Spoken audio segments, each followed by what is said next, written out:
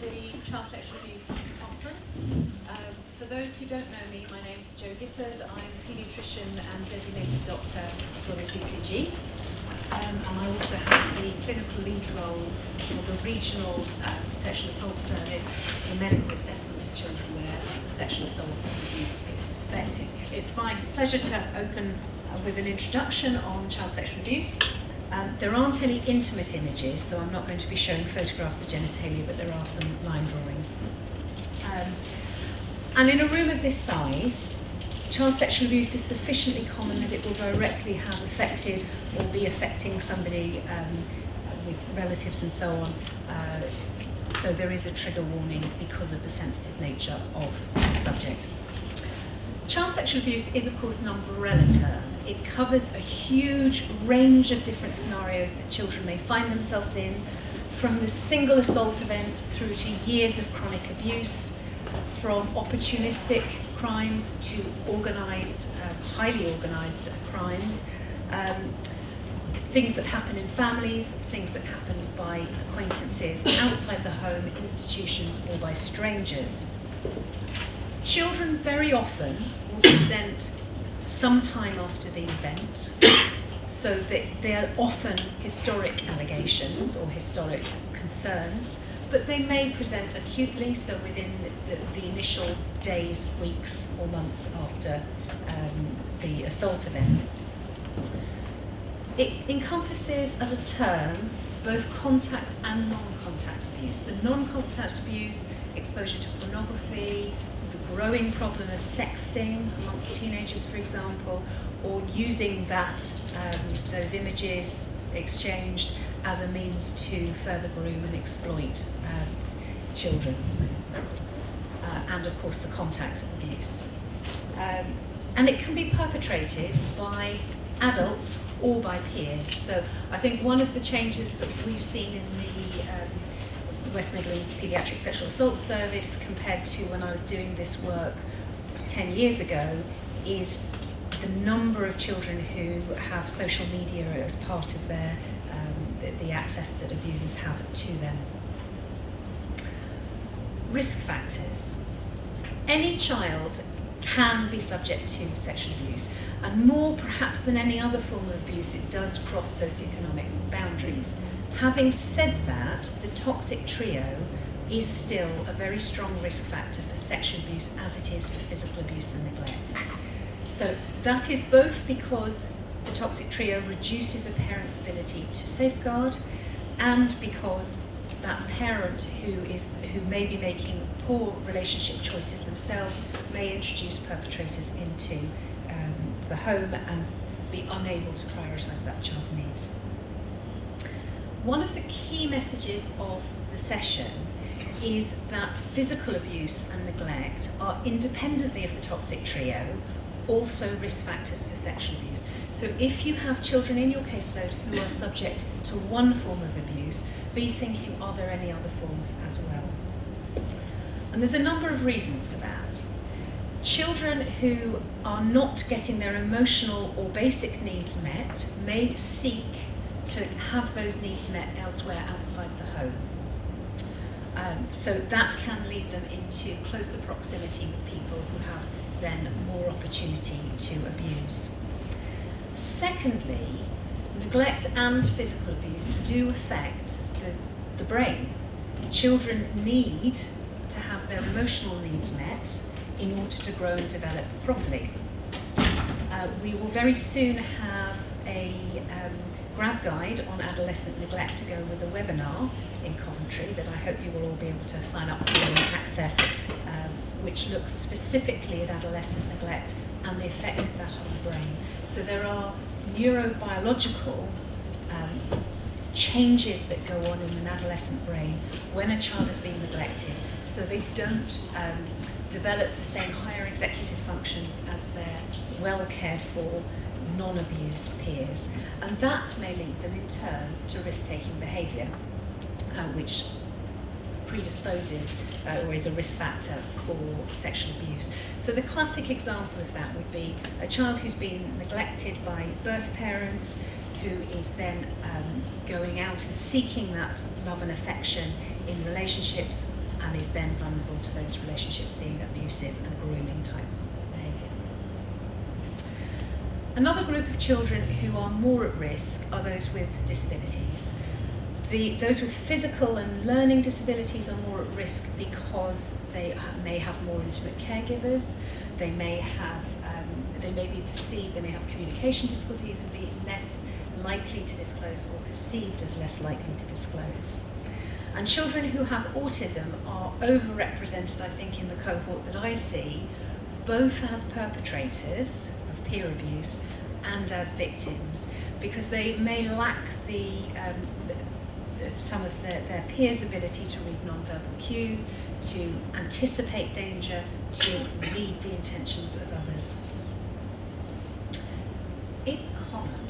Child sexual abuse is much more common than you might like to think. So these are figures from an NSPCC survey in 2015. It's child abuse and neglect in the UK today. It was a survey of over 2,000 children. And that suggested that over 1 in 20 children has experienced contact sexual abuse. So this isn't the exposure to pornography, this isn't the sexting, this isn't the flashing, this is physical contact sexual abuse. And if you unpick that for a little bit, take an average school with 2 class entry per year group, 30 children in each class, you're talking about 3 children in every year group, in every class, in every school, in every town in the country. That's a lot of children. 1 in 20 is very high. It makes it more common than diabetes or epilepsy. The same survey showed that 90% of those children knew their abusers. So stranger abuse does occur, but it is rare, and it's quite shocking when it does occur. Over a third of those children who were abused by an adult didn't tell anyone about it. They didn't disclose. And that goes up to over 80% if the perpetrator is a peer. So that's a lot of children not actually saying what's happened to them. So if we rely on disclosures as the threshold to protect children, we're missing the whole of the iceberg under the surface.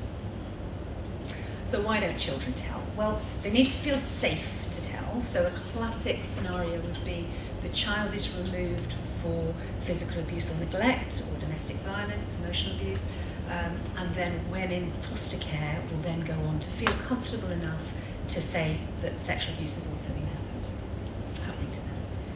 They are, of course, groomed not to tell. It's very unusual for physical violence to be used in a sexual assault on children because they don't need, the perpetrators don't need that physical violence to control and subdue children.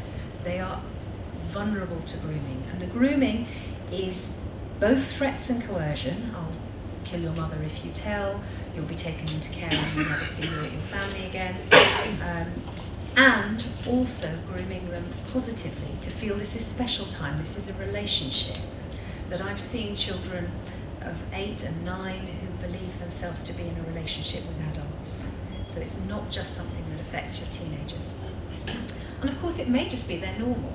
Children who are growing up in multi-generational incest families are often no more likely to go in and tell their school teacher that they're being sexually abused than they would tell them that they got undressed to have a bath. They assume that's what everybody does, and so there's no need to say it. This is another survey by the NSPCC.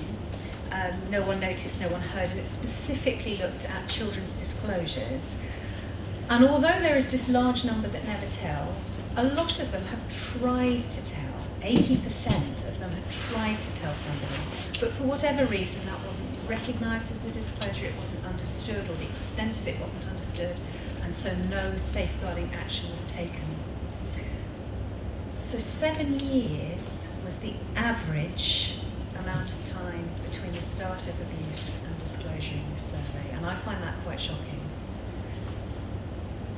So 3 ways that sexual abuse may show itself. For a lot of children, of course, it doesn't show any outward signs at all. But for those that do, it's going to fit into one of these 3 ways. Allegation, disclosure, behavioural, psychological, or physical indicators. Allegations, in some ways, are the easy ones to move forward. You've got something concrete that the child has said. but those are going to be age-related. So the child will use the terminology that they're familiar with. It may not be something that an adult will recognise as a disclosure. It's quite common for children to retract or to make a partial disclosure. They may test the water with the lesser thing, with the digital penetration, when actually there's also been a rape event, because maybe they have the words for tickling or touching, but they don't have the words for penetration.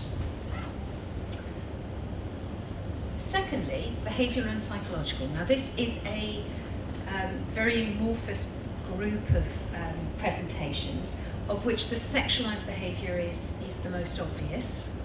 I'm going to talk a little bit more about sexualised behaviour in a minute. And then there is a large group of non-specific signs of emotional distress. So your early self-harming, your suicidal ideation, depression, mutism, intractable wetting and soiling that's a little bit beyond the normal scheme of things, particularly where you have several members of a family showing different traits of those emotional distress. And lastly, you've got the physical indicators. Obviously, pregnancy in an under 16, certainly in an under 13, that's a sign of sexual abuse.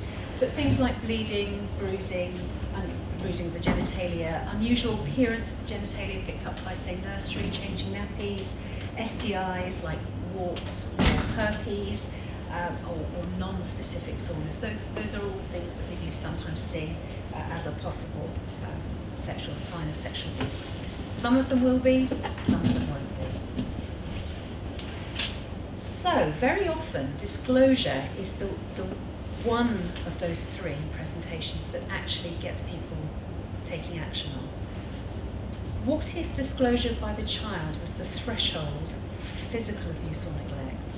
If you only asked for a child protection medical when the child made a full disclosure? Just leave that with you. Why do we treat the different forms of abuse differently? Why is there this higher threshold for sexual abuse than there is for physical abuse? If you're concerned it might be, maybe they need a medical. I mentioned sexualised behaviour. Is everybody familiar with the traffic light tool? If you're not, please Google it. It will come up with the downloadable PDF. It's a very, very useful tool to look at sexual behaviour in different age groups. Divides it into preschoolers, early primary, late primary and secondary school age groups. Divides the behaviours for each group into red, green, amber. So if you have a child that is showing some behaviour, you're not sure if it's normal or not, this is a very good first place to start. So we talked a little bit about younger children. Teenagers are complicated by their voluntary sexual behaviour. And this is really just up as a place marker to say that there is a continuum from appropriate mutual peer exploration, which may include intercourse before the age of 16, through to abusive, peer sexual abuse, coercive, controlling, violent relationships, inappropriate, sexually harmful behaviour. So there's a total spectrum of everything in between. The difficulty for us as professionals is sometimes knowing where on that to draw the line and where on that a particular young person's relationship is. CSE, I'm going to mention very, very briefly, like any other form of child sexual abuse, the victim's under 18, they can be male or female, the perpetrator can be any age, a group or an individual. Like any form of CSA, there is a power imbalance that usually involves an age differential, but can involve other forms of power imbalance. What makes CSE more unusual is the idea of an exchange of sex or sexual images for something the victim wants or needs, but that may be as basic as food, shelter, protection, or it may be as overt as alcohol, drugs, gifts, money.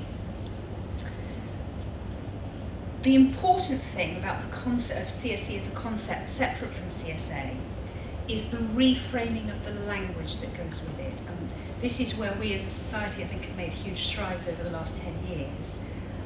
However, in referral letters to a sexual abuse referral centre, I still see this kind of language being used by professionals.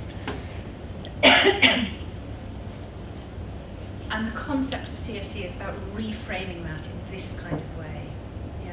So they don't have a 30-year-old boyfriend, they have an adult who is sexually abusing them. They are not attention-seeking, they're neglected or attention-needing young people. They're not drug addicts, but they're at risk due to their substance addiction. The law in England and Wales is that under 13s are not capable of consenting to voluntary sexual activity, and that professionals must report all sexual activity in under 13s. In theory, that includes kissing and early sexual exploration, and it's reported to the police. In practice, I think most people have a slightly higher threshold, but should be reporting any intercourse. 13 to 16, they are still below the age of consent, so they cannot legally consent to voluntary sexual activity. But as professionals, we have a duty to risk assess whether or not there is a power imbalance, whether there are signs of CSE, and that involves finding out as much as we can about the other party. So the police are very unlikely to want to take forward two 14-year-olds having a mutual relationship, whereas if there is a power imbalance or an age differential, then they may wrong. For the perpetrator, ignorance of the true age can be entered as a defence in law for this age group, but not for the under 13s. 16 to 18s, under 18 they are still children, so they are still in need of safeguarding from CSE, but they are able to consent to a genuinely mutual, voluntary sexual activity. They are unable to consent to sex with a person in a position of trust or a relative, which is an important distinction. And obviously, sexual assault at any age is an offence in law. So to summarise all of that, it's common. It's more common than any of us would like it to be, would like to think that it is. And a lot of children don't disclose. So we have to be considering safeguarding action where there are signs of it, whether that's emotional distress or physical indicators. And we need to be aware of the safeguarding, the whole safeguarding jigsaw, so that how the toxic trio and other risk factors, including physical abuse and neglect, fit into that picture.